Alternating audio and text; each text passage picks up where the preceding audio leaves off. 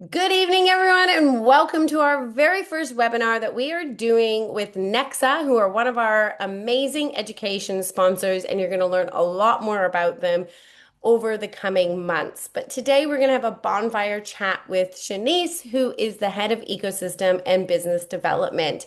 And we're going to be having just a fireside chat to really kind of understanding Nexa's mission to real world adoption.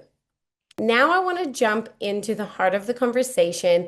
I'm going to bring in Shanice, who I've actually known for a while, and it's been absolutely amazing to see her go from actually one of my previous blockchain students to now the head of ecosystem and business development for Nexa.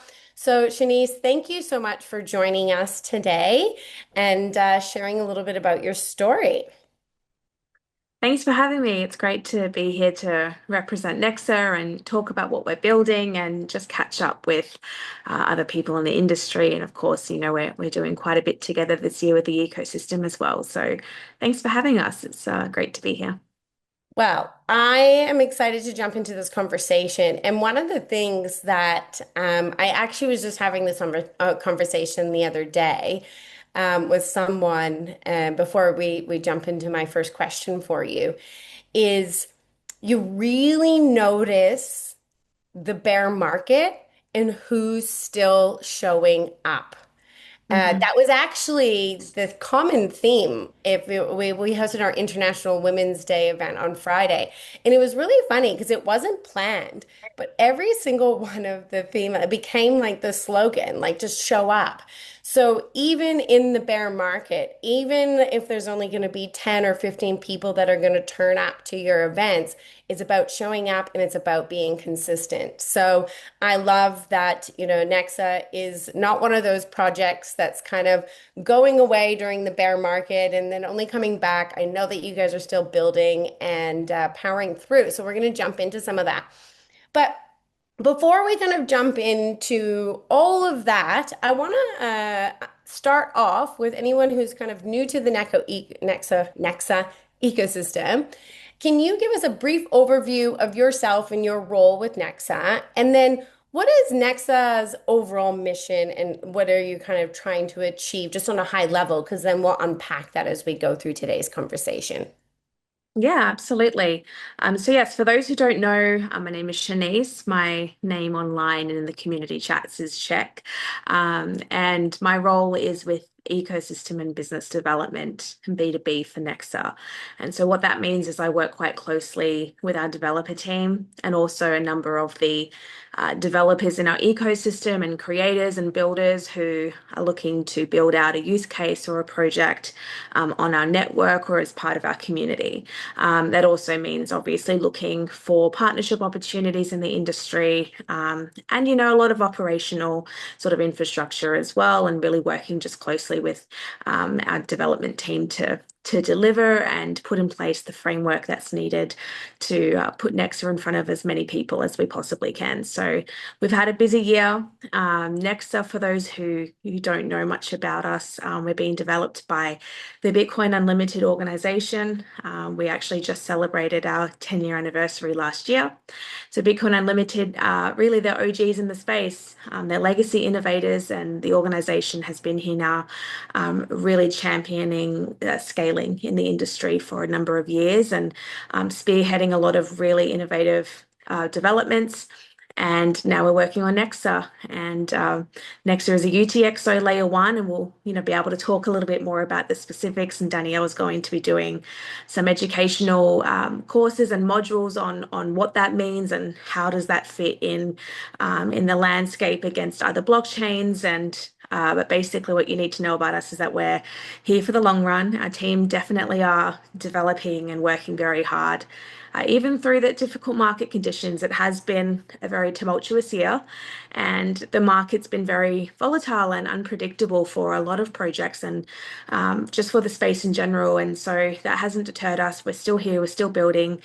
We had quite a big conference schedule last year. We really put Nexa in front of as many people as we can, and we have a team that's distributed globally, working around the clock basically deliver the best that we can. We have a upcoming hard fork as well. And yeah, there's a lot planned. We recently released our development roadmap too. So no, we've got a great team and yeah, there's a lot happening. So we encourage people, if you want to learn more about our network and our community, to find us on social media and in our community channels and connect with the team and learn a bit more about what we're doing. But Yeah, that's definitely one of the key things that we talk about in do your own research is one, understanding the team. The fact that mhm. Bitcoin Unlimited has been around for 10 years, it's always like looking who's in behind the projects and then where were they before that, and what have they already kind of accomplished. So I think that's very, very, very important for people to understand. But that's for the future webinar. But when people Yeah. hear real world adoption, like this is a very common narrative that we hear, and that can kind of mean a lot of different things. But what does real world adoption actually look like for Nexa? Yeah, so I mean, last year I think a good place to look for people that are discovering is we released a media release with Bitcoin.com and we outlined the verticals that we really want to play in. Nexa as a network is primed for token scalability using the UTXO architecture, and we'll get to that in a little bit. But the UTXO architecture and the features that are inbuilt in Nexa's network really positions us strongly for use cases such as provenance tracking for supply chain or in-game token economies. So for us, real-world adoption looks like people using our network, using Nexa, and having a really strong ecosystem and community as well is really important for that metric and that goal of achieving real world adoption. So yeah, we've been quite clear about the places that we want to position Nexa in the market. And we recently, I mentioned before, released our development roadmap, and you'd be able to see that for anyone that looks at our forum recently or at X feed as well, Twitter, X, whatever you want to call it. And the development roadmap really outlines a number of applications and projects that are being released this year as well, and the team is actively working on. And all of those are really geared towards positioning Nexa for real world adoption.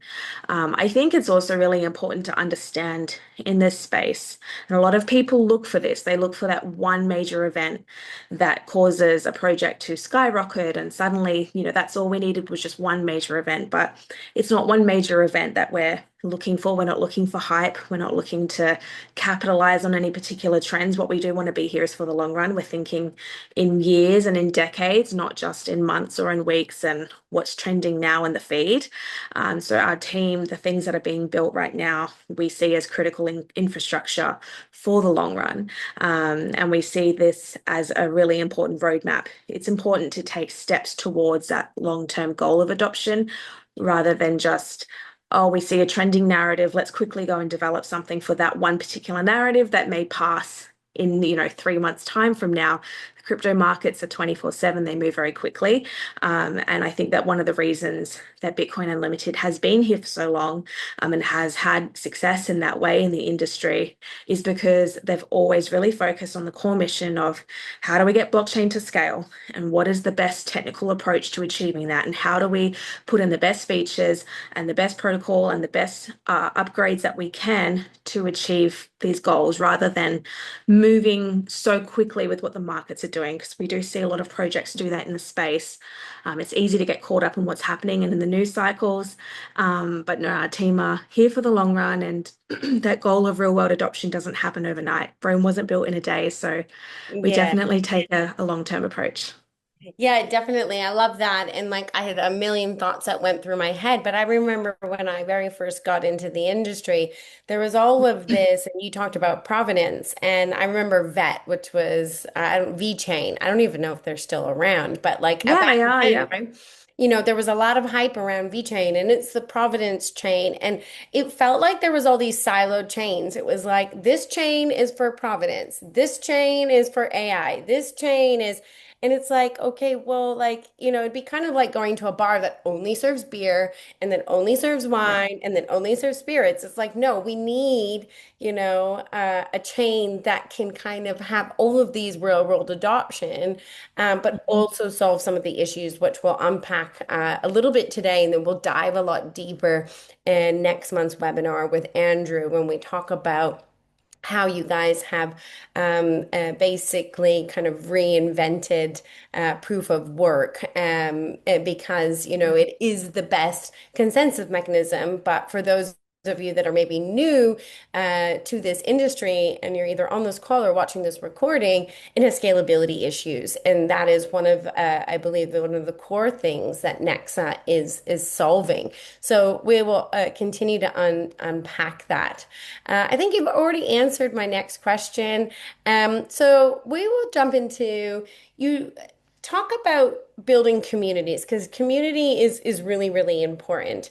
For a while there, there was like the NFT communities, like your Bored Apes, and then there was like the meme coins, and I think from a lot of people looking on the outside in, they just thought they're like, oh, who are these NFTs? Like, why are people buying these pictures of apes or these dogs with hats? But really underneath it was about the community, that it was their way of trying to kind of build a community. So community is definitely very, very important. So from your idea, building communities, what do you kind of think is the best way to kind of get people to feel like they are a part of a community rather Mhm. than buying an NFT or, a meme token? Yeah, absolutely. I think the first point, I have 3 points I'd cover for this particular question. The first one being that you need to establish a product market fit and your value proposition before you put anything in the market, and understand where you play and who you're building for. And I think that NFTs have their place, that idea of tokenizing anything, whether it's real world assets or it's collectibles.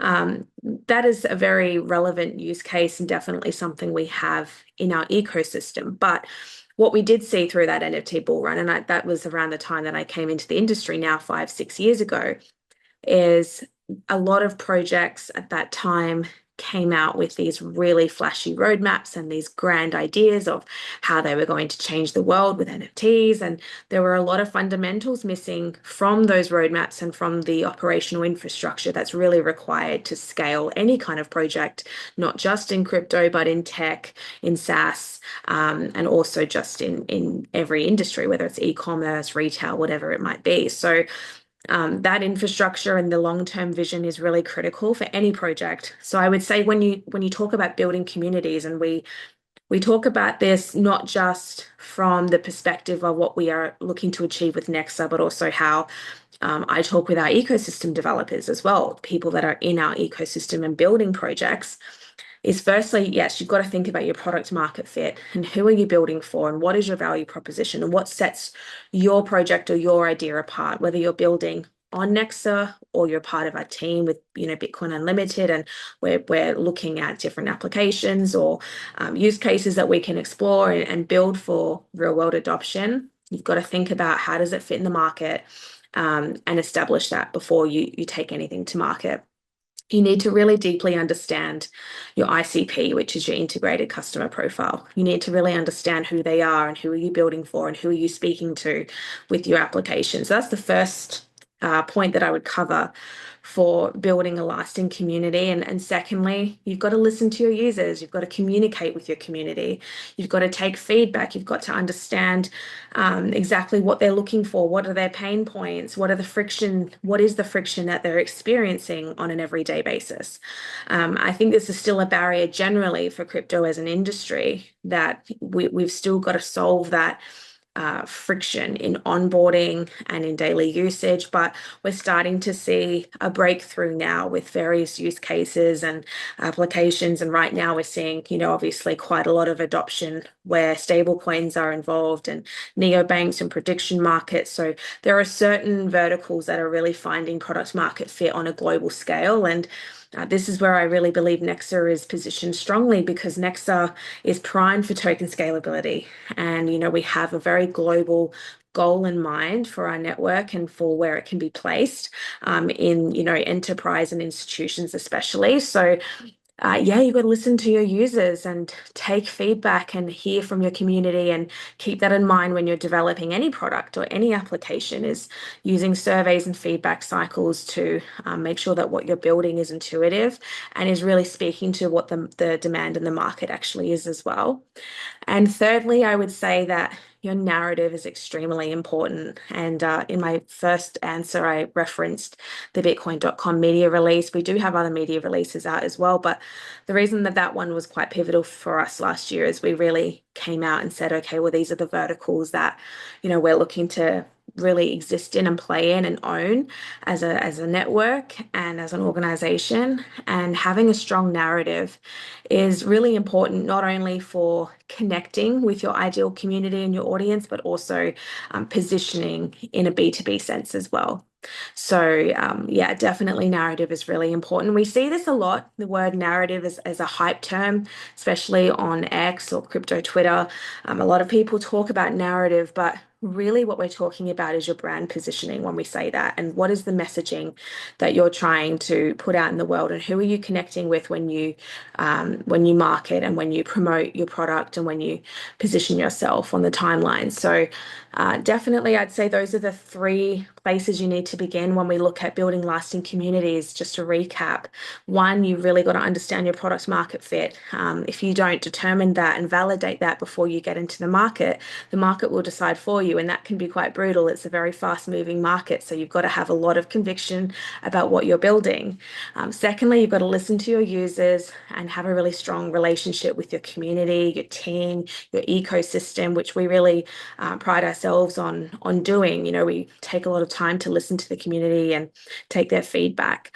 And thirdly, that your narrative is extremely important and your brand positioning and understanding where you need and want to play in the market as well and positioning your brand and your project in that way.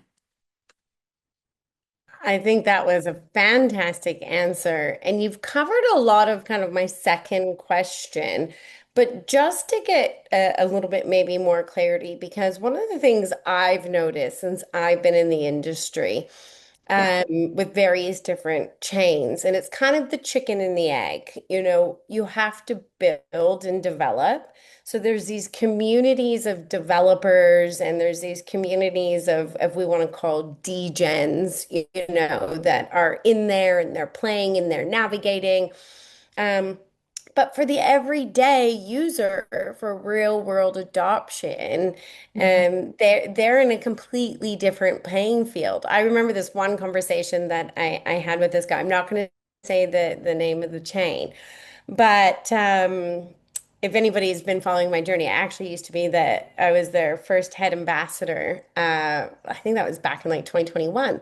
Loved the tech. I thought it would like I loved what they were doing, but it was so hard for me to use. I even had to have Mhm. this developer come over to show me. I basically had some money like locked up in this kind of like smart contract. And even with him being a developer, it took us like 2 hours to do. And I was like, okay, well, now I can see why real world adoption is not going to happen until we make it easier for people. And before I go into the question, I use this analogy lately with AI agents. Everyone's talking about, oh, Mhm. AI agents, this, da, da, da, da, all these videos, they make it Yeah. seem like it's so easy. Has anyone gone onto N8 and actually seen like how technical and it is to create these AI agents? So I said to my friend, I was like, I think of like AI agents at the moment where they're at. It's like before WordPress. And then WordPress came along. It was a little bit easier. You had these plugins, right? But now there's Wix. I can create a website. Oh, there's, fast forward. Now we've got vibe coding. You know what I mean? Like you can Mhm. have a website up in a minute. So I think that we still have a long ways to go. But my question is, it really seems that community is at the heart and core part of Nexus identity, and that you guys are really passionate about that. But how are you kind of designing for community and not just technology? How are you going to support the everyday users into coming into the ecosystem that aren't developers and they just want to learn how they can engage and interact with the projects that are being built on Nexa? Yeah, this is definitely one of the, I would say, focuses for our BON program. So last year, we launched what's called BON, which stands for Build on Nexa. And BON initially is right now just a repository of all of the different SDKs and libraries, guides, and tools available for people who want to build on Nexa, of course. But in the long run, and what we're actually working with EvolveH3R for this year is building out a learning track. And that learning track is actually going to have two core tracks within it. One is going to be the basics and the fundamentals of Nexa as a network, which will really aim to support people wanting to generally learn about proof of work and now UTXO architecture and what is Nexa and how does Nexa, plan to play in the long run in the industry and beyond, and what's our vision, and really just learning about our mission and the fundamentals. And the second track will be the bond track, which is for developers and more technical participants in our ecosystem. And this was a really important next step for us with Bond was to build out this learning track because we understand that it's really important for adoption that people, one, have access to resources and education so that they can learn. But two, we really wanted to create a way for people to participate and learn in an environment and with a platform that allows them to feel really engaged with what we're doing as well. And when we look at structuring the funnel, for example, for our ecosystem specifically, I see this learning track as a really core fundamental part to the middle of our funnel.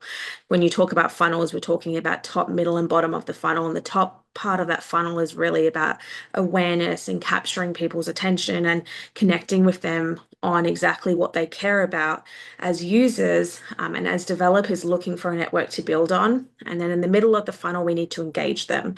And that's really where this learning track comes into play.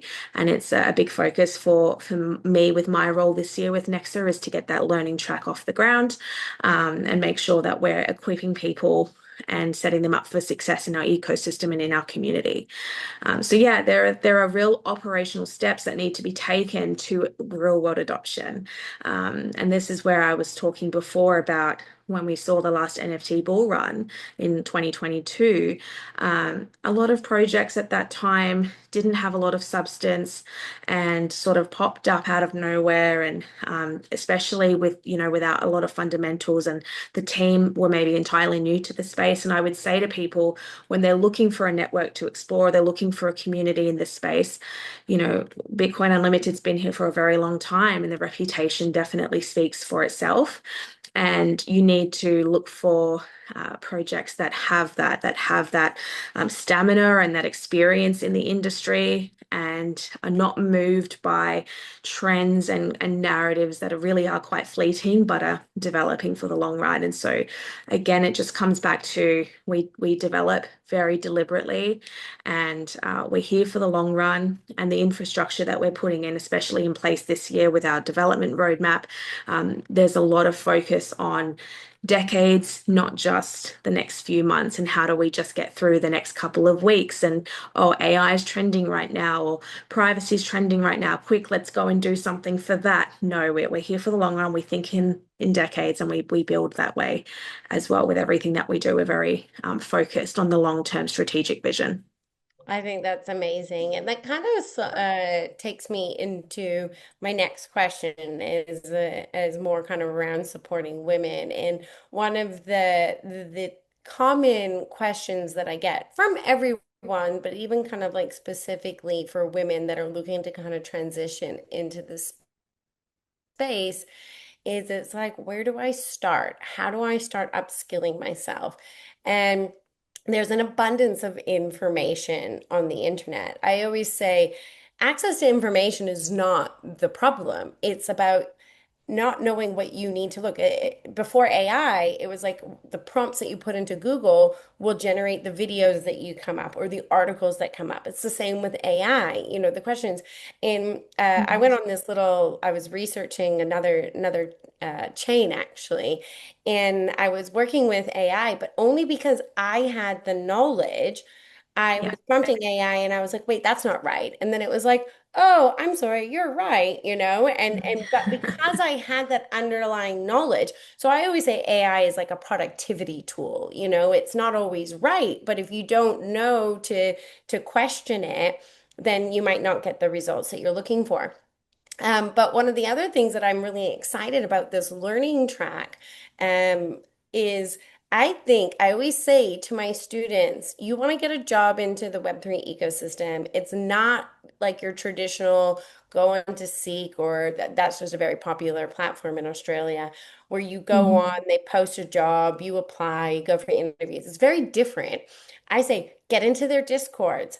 You know, Mhm. I, I I'm sure if there was somebody that did your developer learning track and we saw that they were committed, they turned up to every webinar, they did the learning track, they were active in your community, and you Mhm. guys were looking to hire someone, are you going to look at someone that doesn't know anything about Nexa and hasn't invested any time? Or they're going to say, Yeah. hey, I've already done the course. I've already joined the community. I've already done this. Like I understand. I'm just looking for an opportunity. So I always say to the people that are serious about transitioning into this ecosystem, you've got to do the time and learning and upskilling yourself. Um, so that kind of takes me into my next question that is a little bit more women's focused, but it's very general. But we are both very, very passionate about supporting more women to come into the Web3 ecosystem, which was a very big focus of our partnership. And we actually have the mentorship program, which I didn't mention in the beginning, but Nexa is actually sponsoring two women to go through this sponsorship, the scholarship mentorship program to help support more women to kind of come into the Web3 ecosystem. So I'd like to understand, why was this initiative so important for Nexa to support not only the education component, because we're doing that, but supporting more women into the Web3 ecosystem? Yeah, I think I would talk more broadly as well about technical participation for women in this aspect, because that links to why this was important for us when evaluating this particular sponsorship for the ecosystem. I think that whenever the topic comes up about women in crypto or women in Web3, and obviously this month, there's a lot of content right now and topic around International Women's Day, and it's important to have these conversations. But I do notice that, when I see panels or I see these discussions come up about women in crypto, that there's kind of this bated breath where I think a lot of projects and organizations feel it's a lot of work to try and make women feel included in crypto or empowered or safe in crypto. And that's an important step, is the awareness. But what I would say is that women don't need our hands held. We're very strong, we're very capable. And there's a lot of women that are extremely passionate and have a lot of really good core skills that they want to bring into crypto and Web3. And there's an incredible talent market out there as well, with women who are looking to break into tech. And yeah, we don't need our hands held. I think often what women need and what they want is just basic operational infrastructure and systems that are put in place which support the team in general, right? That's not just specific to women. Having that operational framework in place and systems that really create career succession pathways for people in an organization, and the way that governance is structured, these are all really fundamentally important aspects of any project. And so often what women need is what a team will need, or what any individual will need. And I will read some statistics, because I was looking into this in preparation for this question, because there is often this question, I guess I see this topic a lot, especially on Twitter, is why are there not more women in crypto and Web3? And I would say that, what we know is that 60% of women cite a lack of crypto knowledge as a barrier to entry. And financial literacy training increases crypto participation for women by up to 30%. It's not that women don't want to be here. Often it's an educational barrier, and often it's a community and culture barrier as well. It does, the same report, 60% of women report experiencing discrimination or discomfort in crypto spaces. So really, we need to be really committed to cultivating a culture in this industry that is inclusive, that is welcoming, and that is a really core value with us at Nexa as well, is making sure that women feel valued, they feel respected, but that everyone in our community feels valued and respected, and that the things that we're putting in place are really fundamental to our vision of making Nexa and crypto accessible to everyone, and that everyone has the opportunity to participate in our ecosystem and our community and use the things that Bitcoin Unlimited is currently developing as well for Nexa and all of the layers that are coming together for our ecosystem. So I do think it comes down to listening to the women who are already here in the industry, taking feedback, and just putting in place, like I said, that operational framework that supports not only women, but everyone in an ecosystem or a community or a team, right? And so, again, coming back to even that learning track that we're building out for our ecosystem, that is one of those pieces of operational infrastructure that is really important when we talk about increasing technical participation and empowering women to come into crypto and stay in crypto. Sorry, I was muted. I think I second everything that you say. Um, and you touched on something that it's more about operational infrastructure because I've worked for quite a few over the years if we want to label it as crypto bro kind of like startups. Yeah. And it has nothing to do yes, it's a male dominated industry, and I'll come to that second part. But it's a startup. And I remember this story very vividly. I was working for this private RTO. And this girl, she came from a very structured university. They had their systems, their processes. And so she was just Mhm. used to being in an environment where everything was mapped out. And we were a startup RTO. We're bringing on, so like every 3 or 4 weeks, we were pivoting because we're trying to Mhm. find, like you said, product market fit. And she couldn't handle it. It wasn't that she couldn't handle being a woman in the industry. She just couldn't handle that we're constantly pivoting, and that's just startup world in general. So uh, anybody that's getting involved in the space, whether you're a male or a female, and you're joining a startup in an emerging technology space, you have to be comfortable with that. 1 week we're doing this, and next month we realized, hey, this isn't working. We're gonna pivot and we're gonna go this way. And yes, we have to create a whole new SOP for that. It's like, but I never see it as wasted because you always learn. But then the second part is that there is this crypto bro culture, and because it's not a mature ecosystem, like say some of these big corporate companies like Google's and Mhm. Amazon, like let's be honest, when Amazon very first started, I'm sure they didn't have policies and procedures in place. So not only Mhm. are you navigating a startup environment, but you're also navigating a space that's male dominated, and they don't have policies and such in place. So you're kind of navigating two things at once. And then yes, the education component I think is super important. And that's what the mentorship program is all about is I make it very, very clear for the women that I'm not going to teach you. I remember when I did the beta program, and one of the pieces of feedback that I got was like, oh, I really want to learn how to create a Web3 wallet. And I'm like, but that's not what this is about. Like, here's the content over here for you. This is for me to learn at your existing skill sets. What do you already have? Where could we potentially fit you into the ecosystem? And then where do we just, is it just basic crypto knowledge? Then we can Yeah. teach you that. Is Yeah. it identifying what your strengths are? Because a lot of the times people are in roles that aren't their strengths. Um, Mhm. People say to me all the time, they're like, "Oh, you're really good at marketing." I'm not, I wouldn't consider myself a marketer, but obviously it just is kind of one of my underlying strengths that I never really kind of acknowledged or thought of. So I think sometimes by diving deep, and that's one of the things that we go through in the mentorship program, is doing disc profiling, understanding your strengths, where are your weaknesses, how can we support you in that journey. So I think it's super, super important. Yeah. I think we covered that. So I'm just kind of reading through the questions. It's kind of like you're answering two questions at once, without I me will having. add to that if that's okay. You mentioned Yeah, something, yeah. and I just wanted to touch on that because I think this is an important thing for anyone listening or who will listen to the replay.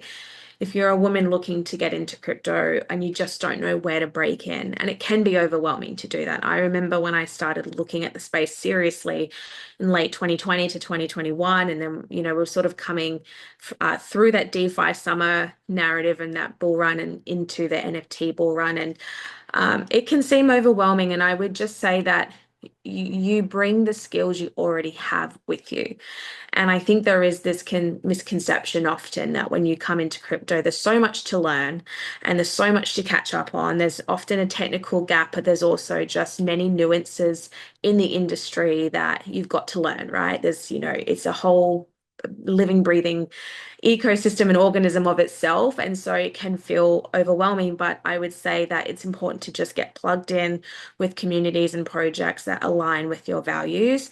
And if you come in and you say, okay, I'm really interested in, blockchains or networks that are focused on enterprise use cases, and maybe they're working directly, in gaming or provenance tracking or payment processing. And I know that my strengths are this, this, and this, or these are my qualifications. This is my expertise. And you just got to look for teams that have, really been here. Like I said, Bitcoin Unlimited's been here for quite a while now. They've had a lot of experience over the past decade in this industry. And so there's the core team, and then you've also got the vision for the project as well. And look for projects that are not, like I said, off with the fairies in some ways, not getting pulled into these fleeting narratives and 1 minute they're here and they're 100% switched on, and then the next week they completely disappear. You really need to look for stability. And I think that's important for women coming into crypto. And so, again, that comes back down simply to operational frameworks and infrastructure. And that's a really big focus for us this year with this learning track that's coming, where we're going to make it easy for anyone to come into our ecosystem and either learn the fundamentals about who we are and our vision and what we're here to do, or how to build with us and on our network. Very well. That was kind of, I had you triggered. That was going to be my closing question for this topic before we move on to the next one, is that if you had a piece of advice Mhm. to anyone, but more specifically to women that are looking to kind of get into the space, what would you say to them? And at the start of this call, I said it's just about showing up. It's Mhm. just about being there. The amount of times I just know just a little bit about a project. I've watched one or two videos, and then I meet somebody at a conference and they're like, "Oh, I work for this chain or I do this." And I was like, "Oh, I don't know too much about it, but from my understanding, da da da." And they're like, "Oh, wow." Like I was like, "Oh, I don't know much more than that." They're like, "You already know like 100% more than most people." So like Yes. we don't need to know. And the industry moves so fast Yeah. that you can't possibly be an expert at everything. And I think there's a statistic that like women, when they look at a job application, like we need to have like 90% of like the qualifications. And I think men will apply at like 60% or something of that nature. So I guess if you had one piece of advice to any women that are exploring getting into this, more specifically in the technical side of things, because I do see a lot of women that come to me that are interested, and I always say to them, if you're interested in the technical side of things, like that's where there's a lot more opportunities. Like a lot of the job roles that I see is projects looking for more technical roles. Yeah, what would be your advice to them to getting started? Yeah, so if you're looking specifically for technical roles, definitely getting plugged into a community or a project that you care about is a good starting point. And the ecosystem and the community in that sense does become a pipeline of talent for organizations to look at as well. Definitely. I think that it becomes a succession pathway. I know for us, we have a really great team of moderators and we have a great team of like ambassadors for our community. And so that's the first place that we'll look for people who are really dedicated to Nexa and the mission and the vision of what we're building. People that have been here with us for a while now and have, either been building on our ecosystem or have just been an active participant. That goes for technical and non-technical people. And like I said, it's not a matter of you've got to come into the space and know everything all at once. It's just the attitude of coming in and wanting to learn and really dedicating yourself to the project or dedicating yourself to the cause that you find and that you believe in and that aligns with your values and where you want to go with your career as well in the future. And so, whether it's a bull or a bear market, I think it's important to just stay plugged in and keep joining calls exactly like this one. You never know who you're going to meet. And being a part of, the community is a really important first step. And for us, as well with Nexa and with our community, we have, moderators and our community manager who every day are updating people on what's being built and what's happening and always there to answer questions. And that's really important. I know that there's a lot of projects that don't prioritize that type of communication.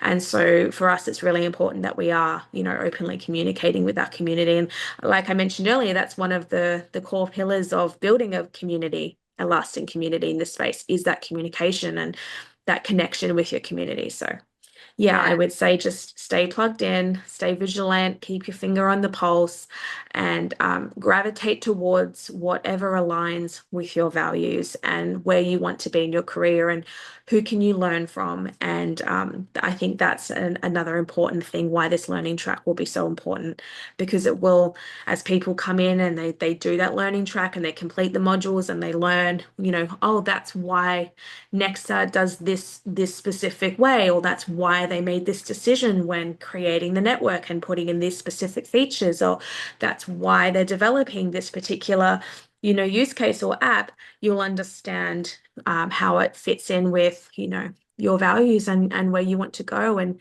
that's the best way to find people that are truly aligned. Yeah, I think there's two things that came to my head as a story. One time I was being interviewed, this is probably like 20 years ago, probably showing my age, nothing to do with the crypto space. But I remember they asked me in the interview, like, why do you want to work for this company? And obviously I had done my homework and understanding why that what was it that attracted me to that company. I didn't give them a cookie cutter answer. I got the job, by the way. And then another second story, it was about 3 years ago, and I was moderating this panel at the back then it was Blockchain Australia for DECA, and I was in this room. I felt super intimidated, like full of Mhm. C-suites and enterprise, and I got thrown into this panel because this woman pulled out last minute, and I got up there.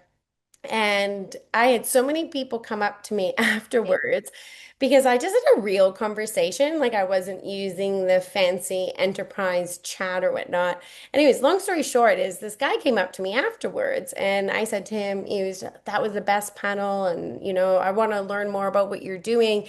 And then I said, how did you end up here? And then he mentioned the chain that he was a part of. He goes, "Oh, I'm just like in their Discord in their Mm. group and I've been following them." And I said, "Oh, let me introduce you to," and it was the person that was the representative there. And then because they didn't know who he was, but they just recognized his handle and that he was active in the community. And then I think he actually ended up going and getting like a moderator role or like an ambassador role. And I always say to my students, sometimes I volunteered and I still volunteer, but in the beginning, it's like, okay, you want to break into the industry? Best way to do it is put your hand up and do 5 or 10 hours of moderating or like community Mm. support. Show that project that you're actually genuinely interested in their project, you believe in their mission, and you're showing up and you're not just looking for a job. Because whether Yeah. it's the traditional interview or whether it's the Web3 space, people can really truly tell if you're actually passionate. And so you don't necessarily need to have a lot of knowledge. You just have to have, in terms of to get started, of course, you have to be willing to upskill yourself, but just show up, show that you're passionate and that you're eager to learn.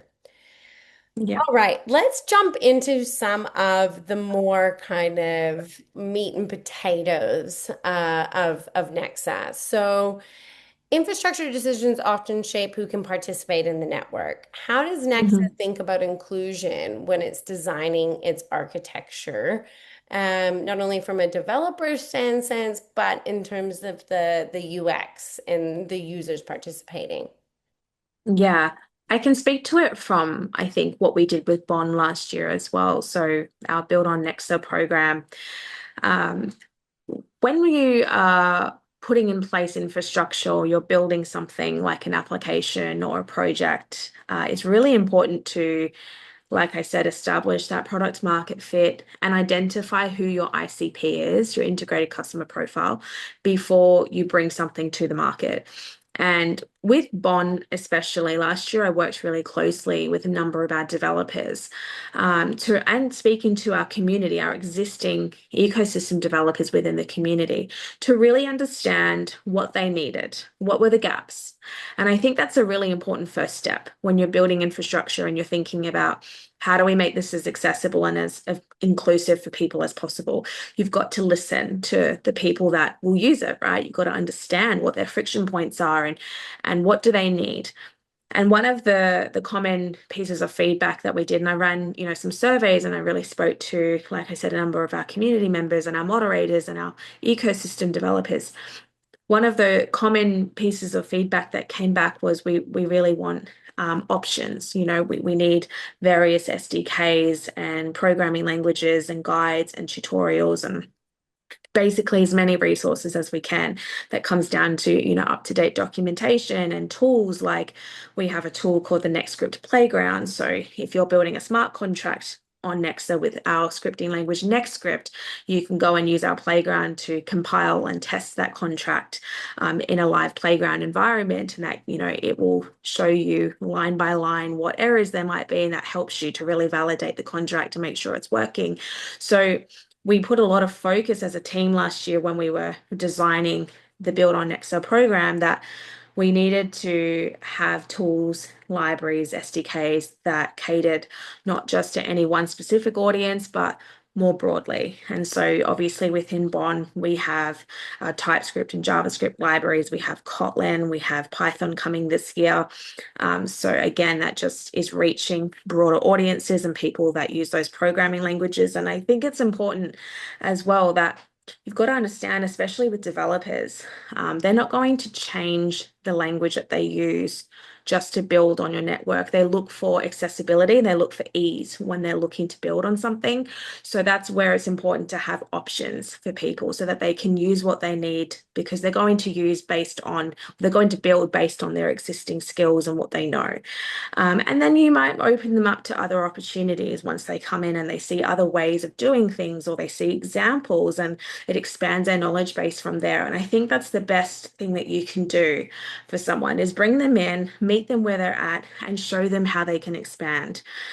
So in a way, there is that succession pathway sort of intuitively put into Bond, that we want people to come in based on where they're at, and then see other options and see other ways of doing things they may not have thought of, and making sure that the tools and the guides and the resources that we put in place are for everyone to use, and that they're easy to understand, and that we remove some of that friction around how to get started on Nexa, and making it easier to sort of get plugged into. So from that perspective, I think that's how you really think of being inclusive with infrastructure decisions. And that's another reason it keeps coming back to why we're doing that learning track, because that's another very important decision of how do we make people feel that this is an easy place to build and belong to, and what knowledge gaps do we need to help them fill so that they feel confident to belong to our ecosystem and to stay here. So I'm going to throw a question at you that is not in our Go for prep it. questions, but a lot of chains offer different types of grant programs, or they're trying to attract people like, hey, come on, build. And I've heard Mhm. countless where a project started building on one chain, and then a chain's given them a grant so that they've moved because they're EVM compatible. So it's a two-part kind of question. Is one, does Nexa have that type of program? And if so, where could anybody that is on this call or watching the recording find information about that kind of support? Um, and then the second thing is hackathons. I've noticed that a lot of the times it's kind of like, how do we have these hackathons? They're usually around kind of big conferences, or they have big amounts of prizes. And I know that it's kind of a two-part thing. Is one is trying to get people to learn how to build on these projects, but then I also know that a lot of projects or development firms use these hackathons to try to Mhm. identify and find talent. So kind of, Yes. yeah, both two and one to summarize. Do you guys have a grant program if there's a project that's like, hey, I've gone and done my research on Nexa and I'd love to learn. But hey, I've already spent all this time and money to develop on this chain. Mhm. I need the capital to be able to move over. And then also hackathons. Do you guys do anything of that to kind of support developers? Yeah, so I can answer both in one go because it's both directly tied to each other. So, um, speaking about hackathons specifically, what you really want to consider with a hackathon is that we've seen this a lot with other ecosystems that run major hackathons with a lot of prize money allocated and all kinds of incentives. Often, what happens is people will join the hackathon and then they'll leave the ecosystem after the hackathon is over.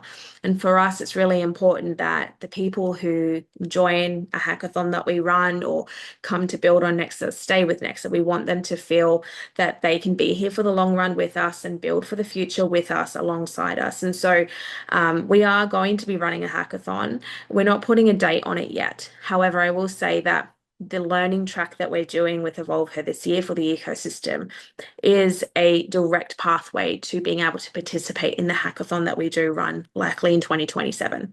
And so, what that does for us is it allows us to build the pipeline for the hackathon and build a community that is really embedded already with our ecosystem. So by the time the hackathon comes, it's a very natural progression into participating into that. And we've kind of validated and pre-qualified people who would be perfect for the hackathon. And we're going to be quite strategic about the vertical or the use case that the hackathon is based on, so that there is real value in it, not just for our ecosystem, but also in positioning Nexa in, enterprise and institutional finance in the long run as well. So with the grant program, we don't have one yet, but definitely we're exploring that as we also build towards a hackathon. Hackathons take a lot of planning, and like I said, it's really important to us that people feel they can stay in our ecosystem even after the event has ended, because we've seen a lot of that over the years. You see around TGE launches, there's a lot of airdrop campaigns and incentive campaigns, and then people will join to get the incentive and then they don't stick around. And Yeah. while it's, that's one way of marketing and bringing people in, we want people here with us for the long term. And it does just come back to, I'd say that's one of our core values at Bitcoin Unlimited as an organization, is that we don't want to be hype driven. We're really tech and future driven. And so we do definitely have that longer term framing in mind with whatever we do. And that definitely applies to the hackathon as well. So I would say to anyone wondering, it's coming. And the best way that you can support us and be part of that journey is when we release the Learn track, is to participate. You do get a certificate as well. Maybe you can speak to that, Danielle, and just be plugged in with our ecosystem, because everything we do this year is geared towards setting up for that. Yeah, I think you touched on a few things that I've seen a common narrative with projects that we call them vanity metrics that are like, we have X amount of users, but they're just Yeah, farmers. So one of our other scholarship sponsors, Centrix, I've actually developed a tool. It's like an audit tool. So think of like a smart contract audit, but they're actually auditing their user base to Mhm. remove all of the one guy with like 100 wallets that's just farming your tokens and then drains the Yeah. liquidity. And then Wow. I think that you touched on something, and we won't dive into it, but I think that with these hackathons, like you said, okay, they get the prize money and they go. Well, I remember when I was working on a particular project, and it was on another chain, but they had these certain milestones, and then the funds only got released, it was in a smart contract when they hit those milestones. So I think hackathons need to maybe be redesigned where it's like, okay, this is the total prize, but you only get let's just say it's $100,000. Okay, you get $25,000 for every milestone. So it's not like, oh, hey, we've got the Mm. money and we're just going to go to the next chain that's going to offer us money to move. Because I've Hmm. seen it where there's just projects that are struggling because liquidity and Yeah. VC money is hard to get. So Yeah. they're literally just bouncing around from chain to chain that will offer them money. And then they'll just be like, oh, okay, well, I've done that hackathon, I've done that grant program. I'm going to go over here now. So Yeah. I do think that it's important for projects to be looking for the longer term gain. And that kind of saying it seems like the common culture that you have at Nexa is it's not about what's it? It's about quality over quantity. It's about who are the Yeah. people that are actually here that are going to build long term and Yeah. not rushing to launch something. So I think that that's really important because I think that we are in the middle, and I always say to people that are new to the space, I literally feel like not only are we in a traditional financial ecosystem transition and don't even talk about AI, but I also think that we're in a transition within the Web3 Mhm. ecosystem of like all of the projects that are just vanity metrics and these fancy Yeah. websites and roadmaps that actually don't have the tech underneath them. But Hmm. people don't know how to do their research and go and learn and understand, okay, well, who's Bitcoin Unlimited? Who's the company that Yeah. is attached? Like, uh, I remember when I got into this space, people would be like, do your own research. I don't know how to do my own research. More important, it Yeah. says, How? go find an undervalued company and invest in it. I'm like, how do I even know if a company is Yeah. undervalued? Yeah. So with AI, I was able to drop their white paper in it. I was able to come up with a whole bunch of questions. And then I went to the CTO. I felt really smart. And I was just like, okay, well, this company owns this. Okay, great. Who's in behind it? And people Yeah. don't generally go that far, right? They just see Hmm. Nexa. They don't actually take the time to go and understand who's in behind the company, who's Yeah. actually building it, how long have they been here, and what's their kind of true core values. So I think Hmm. that's good. All right. So we are getting towards the end of time. So for anybody that is on the call, please, if you have any questions, pop them into the chat. I know that we're going to talk a lot more about Nexus architecture in next month's educational webinar with Andrew, who's the president of Bitcoin Unlimited.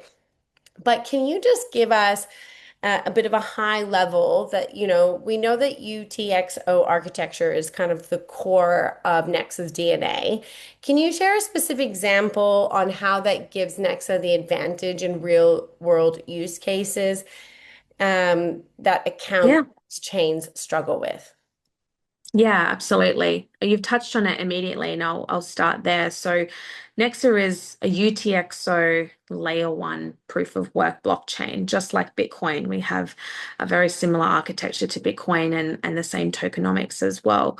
The difference with Nexa is there are a lot of inbuilt features in our network that allow us to scale much more than Bitcoin can. And you do hear this as well coming up a lot more at the moment that Bitcoin will face scaling issues. And Nexa is primed for token scalability and global scalability with our use cases as a network. UTXO stands for unspent transaction output. And the UTXO model processes transactions in parallel. The accounting model of processing transactions is what Ethereum, for example, uses. And historically, what we've seen with networks like Solana as well and Ethereum is that there are a lot of gas fees and scaling bottlenecks as well as the network scales, network outages, and things like that. So Nexa is really our core value proposition for that and for any use case is scalability and stability in that sense as well. Our ability to process transactions in parallel really makes us suitable for use cases that need to scale rapidly. And this is suitable for things like micropayment subscription services, point of sale, in-game token economies, provenance tracking and supply chain. So there's a number of use cases in the world that require that type of scalability and versatility in a network. And so that's really Nexus strength. And the UTXO architecture, we're really pushing that to the limit. It's actually in our white paper as well, which is available on our website. If you go to nexa.org, and I believe it's slash white paper, but just go to nexa.org and have a look. You know, again, Bitcoin Unlimited has been here for a long time now in the industry, and they've been spearheading a lot of really big innovations as far as technology goes, even right down to FPGA hardware scaling, which is a really big piece of our roadmap this year. And I'd encourage listeners to go and look at that development roadmap on our X feed and on our forum as well through our website. But yeah, we're definitely pushing the limits on scaling and really pushing Satoshi's original vision for Bitcoin forward in a very dramatic manner. When you look at the original Bitcoin white paper, Satoshi outlined, a framework for Bitcoin to become a very scalable electronic peer-to-peer cash network. And over the years, when you look back towards like 2016, 2017, right through to even 2020, historically we had what's called like the block size war debates, and Bitcoin Unlimited was really championing for scaling and raising the block size limit. And Nexa is a result of that vision to create a network that can handle global usage. And so, yeah, it's a big part of our vision and our core mission. The UTXO architecture is really a fundamental piece to all of that. And this is more of the type of content that you'll learn as well in our learning track about that UTXO architecture. And of course, Andrew Clifford in our next webinar with you, Danielle, next month is going to cover how we're rethinking proof of work and what we're doing differently and what makes Nexa a suitable network for those types of use cases that really we're now starting to see come to fruition in the market, and we're seeing more demand for as well. So I'm very excited to hear more about that in next month's webinar, along with everyone else. And it's always great to, see the things that are coming out of our development team. We have some of the brightest thinkers and innovators in the world on our team, and it's really great to be a part of that.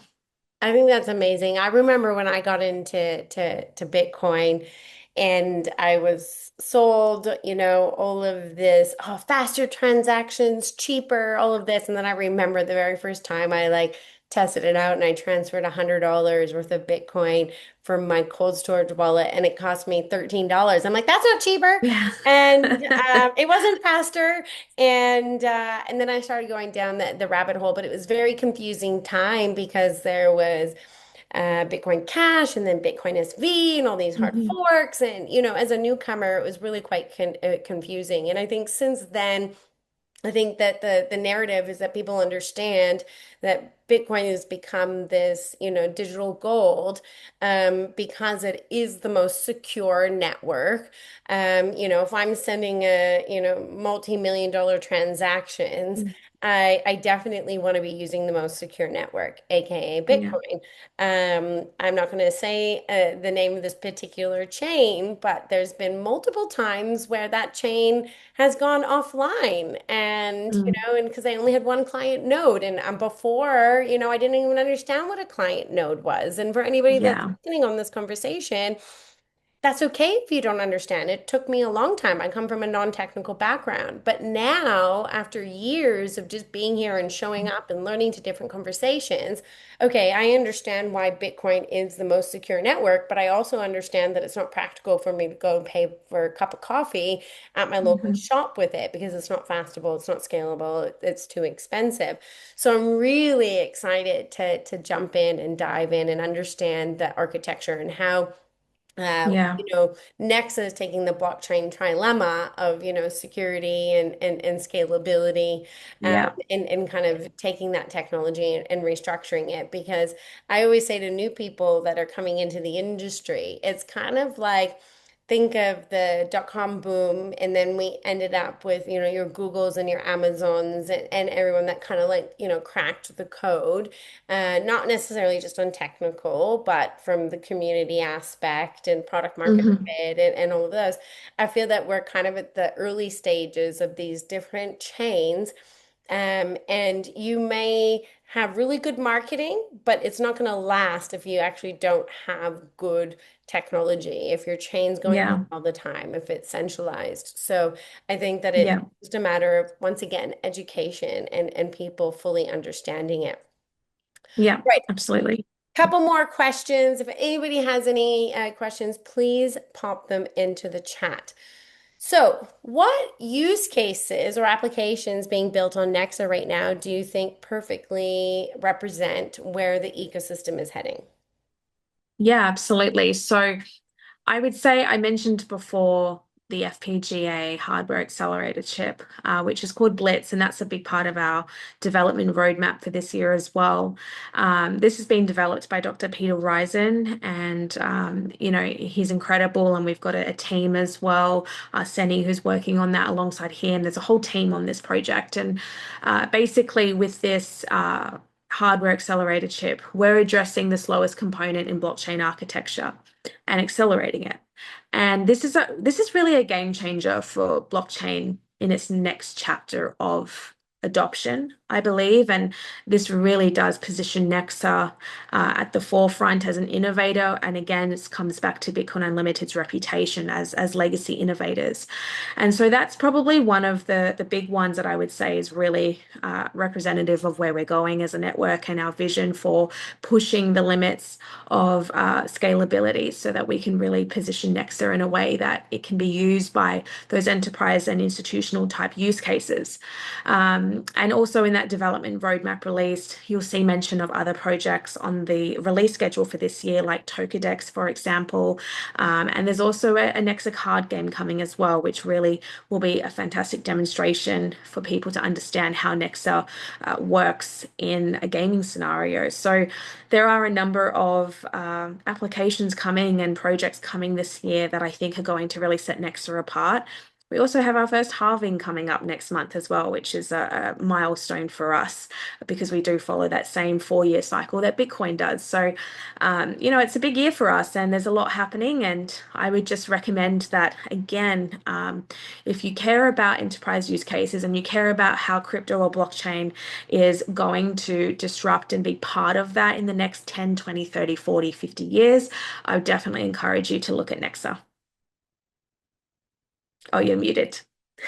Right. A lot of those things that you uncover, and for those that are listening or watching the recording, if you don't know what a halving is or you don't know what a hard fork is, that's all the things that we're going to be talking about Yeah. in the next webinar. So stay tuned.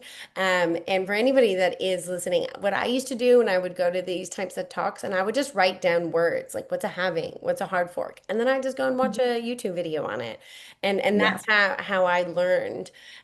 So don't feel too overwhelmed if you're like, I don't understand half of what they're saying right now. Mhm. But I think that it's very important for people to understand tokenomics. What is a halving? What is a hard fork? What is the purpose of it? Because if Yeah. you don't understand the purpose and the reason, then that is the longevity of what is going to be that's going to sustain these different chains that are apart from other chains. Um, Yeah.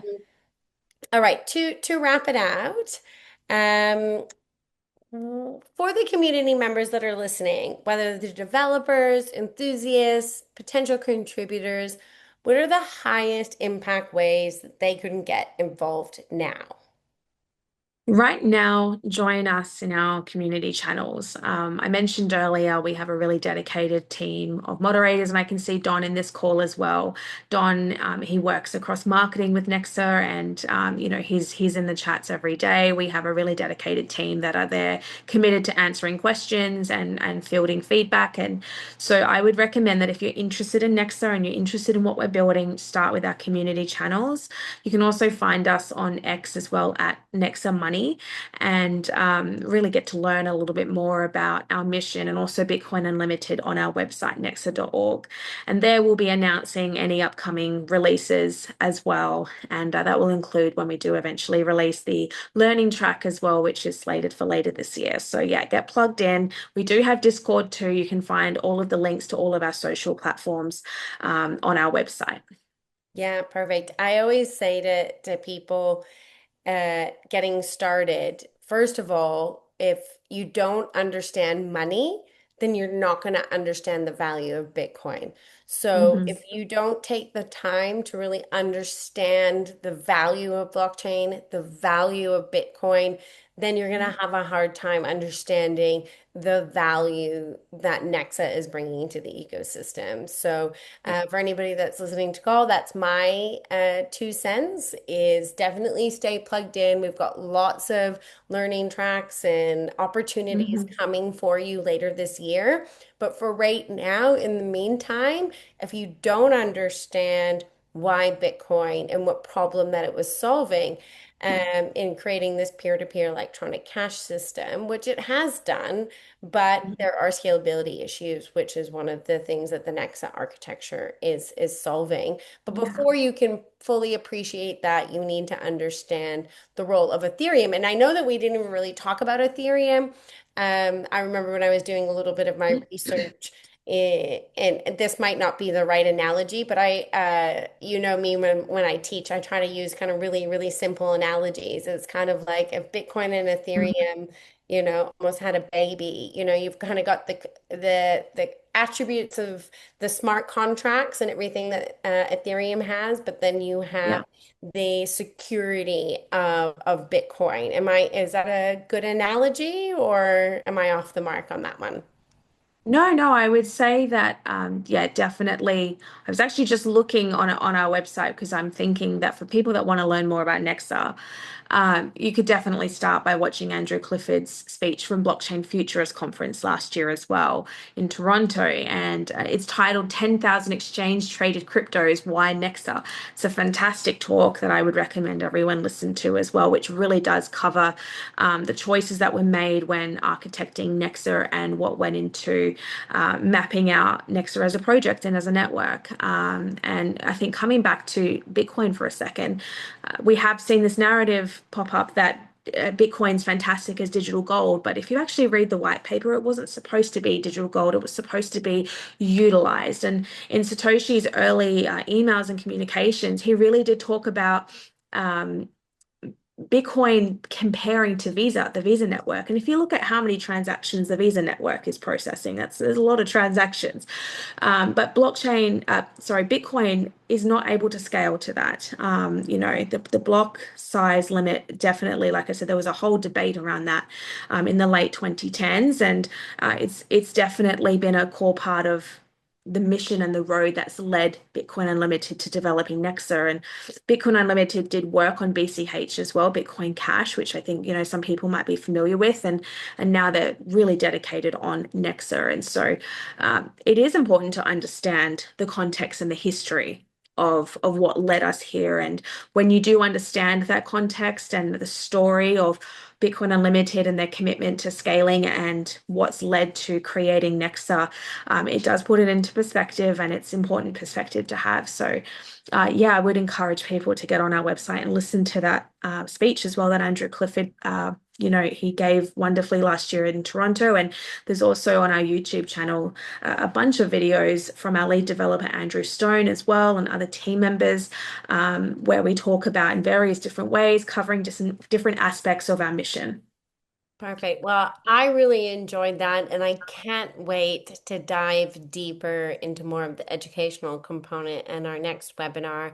And Mhm. I know we're in the middle of developing out the learning track. So, everybody that knows me, I'm super passionate about education. So, I'm very, very grateful that Nexa, I have a lot of projects and this narrative of how important education is and how important it is to support more women into the ecosystem.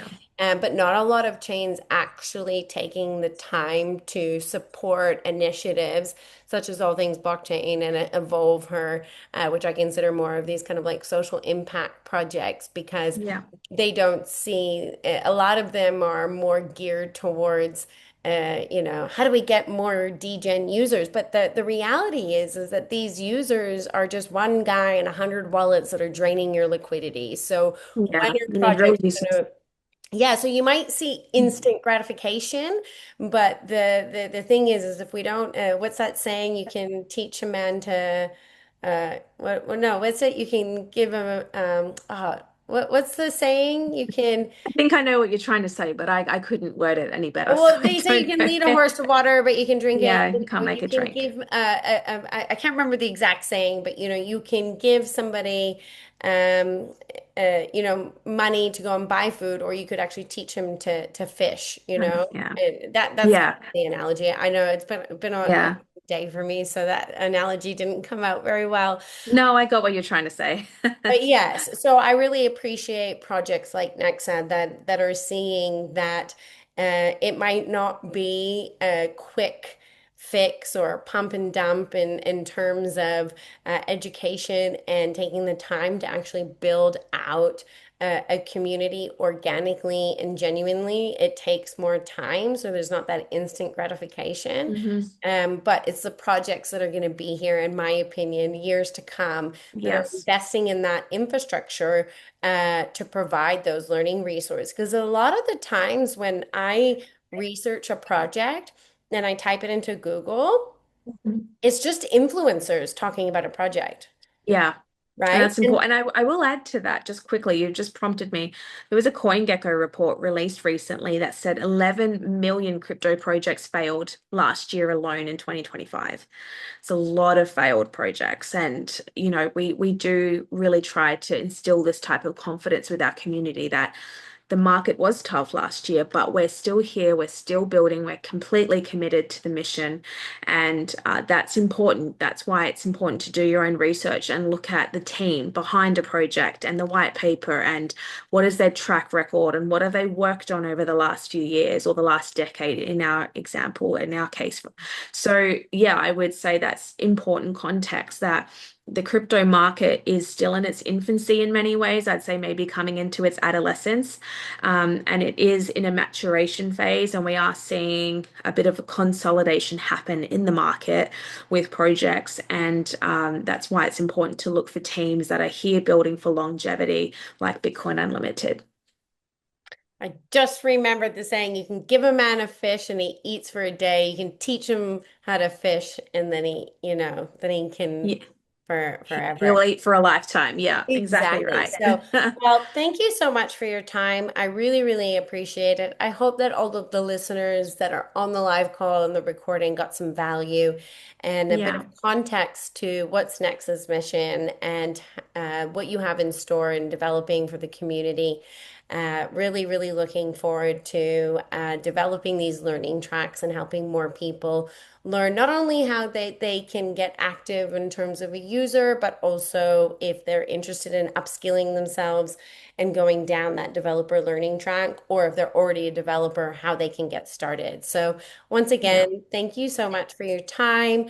Thank you everybody that joined us, and Thank you. we will It's see been you next lovely month. chatting to you, Danielle. I appreciate how much you champion community growth and women being in crypto and just supporting what we're doing with Nexa. It's great. And today was more of a relaxed chat just for people to sort of hear a bit about our mission and what we're doing and who we are. And, next month, definitely please join when Andrew Clifford speaks a bit more to how we're rethinking proof of work. Yes, and if you can't make the call next or the webinar next month, not a problem. We share all of the recordings in the Education Hub. So if you haven't signed up already, go and do that because all of the recordings are in there for you. So once again, everyone, thank you so much for joining us, and we'll see you next month.